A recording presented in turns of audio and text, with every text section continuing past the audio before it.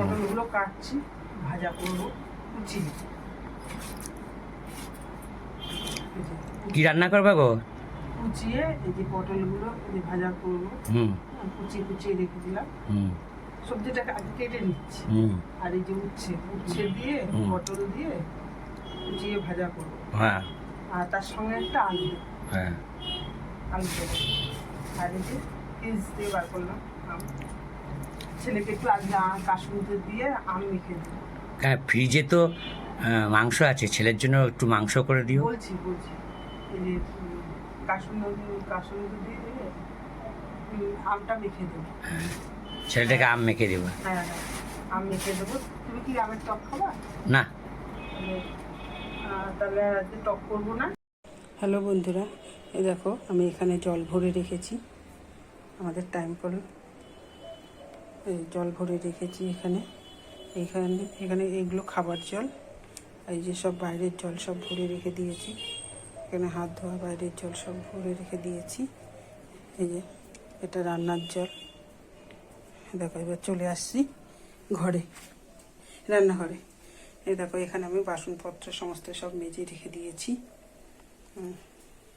দেখতে পাচ্ছ তো? এই দেখো, এই ভালো করে ছবিটা। এই দেখো এখানে বাসনপত্র মেজে রেখে দিয়েছি। আচ্ছা, এখানে আলু ভাজা কেটে রেখে দিয়েছি, উচ্ছে ভাজা, মাংসের জন্য আলু সব কেটে রেখে দিয়েছি। এখনো পেঁয়াজ রসুন কাটিনি, পেঁয়াজ রসুন আদা এগুলো সমস্ত কাটতে হবে। আর ওদিকে দেখো ভাত চাপিয়েছি। এবার আমি বলবো পেঁয়াজ রসুন কেটে মশলাটা করে নেব।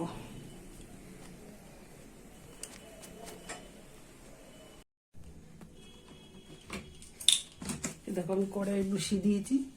কড়াইয়ের মধ্যে তেল দিয়ে দিলাম, মাংস রান্না করব। তেল দিয়ে দিলাম। আর এদিকে দেখো আমি সয়াবিন সেদ্ধ করে নিয়েছি। আজকে আমি সয়াবিন দিয়ে মাংস দিয়ে রান্না করব। দেখতে থাকো। এবার তেলটা গরম হয়ে গেছে। আমি এর মধ্যে হচ্ছে দারচিনি, লবঙ্গ, এলাচ এটা আমি ফোড়নে দিলাম।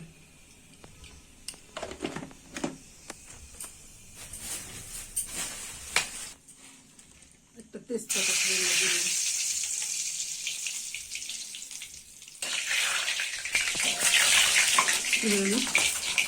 কুচিয়ে রাখা পেঁয়াজগুলো দিয়ে দিলাম।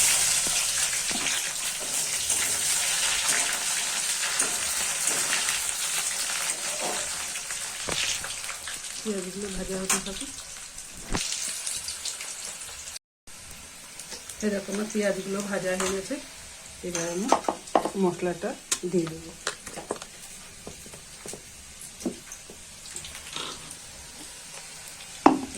পেঁয়াজগুলো ভাজা হয়ে গেছে, এর মধ্যে মশলাটা দিয়ে দেবো। জিরে, আদা, রসুন, পেঁয়াজ মশলাটা দিয়ে দেবো। মশলাটা কষাবো।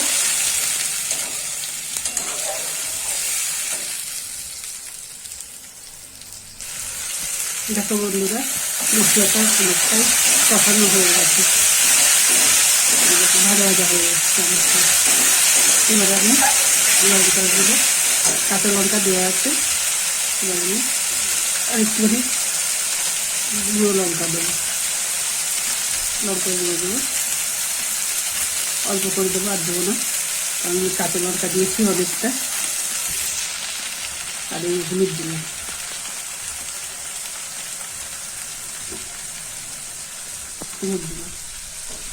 একটু নাড়াচাড়া করে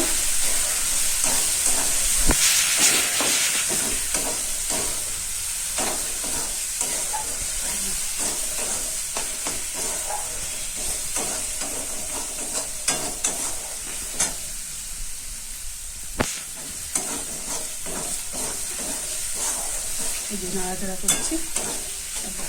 এবার আমি মাংসগুলো দিয়ে দেবো।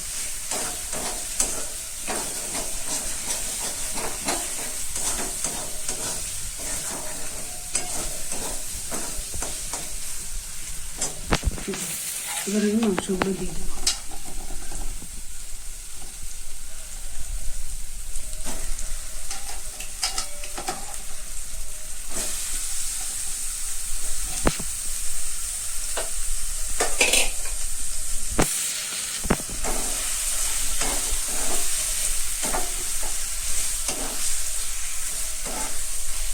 মাংসগুলো ভালো করে নাড়াচাড়া করে নিয়ে কড়াই দিয়ে যাচ্ছে।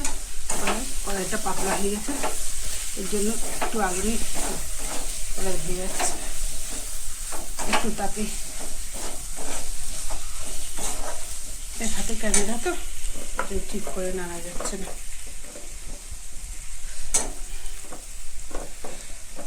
এবার আলুগুলো দিয়ে দিলাম।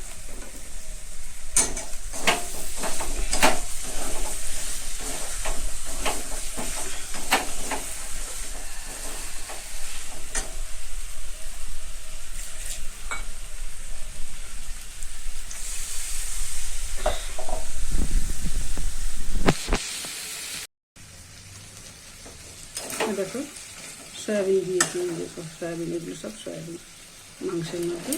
দেখো এগুলো সব সয়াবিন, এগুলো সব কষা হয়ে গেছে, মাংসটা কষানো হয়ে গেছে। এবার আমি জল দিয়ে দেবো।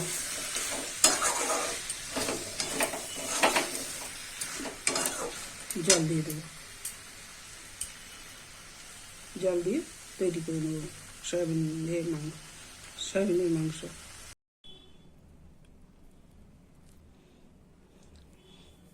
ঘি গরম মশলার সুন্দর সেন্ট বেরোচ্ছে।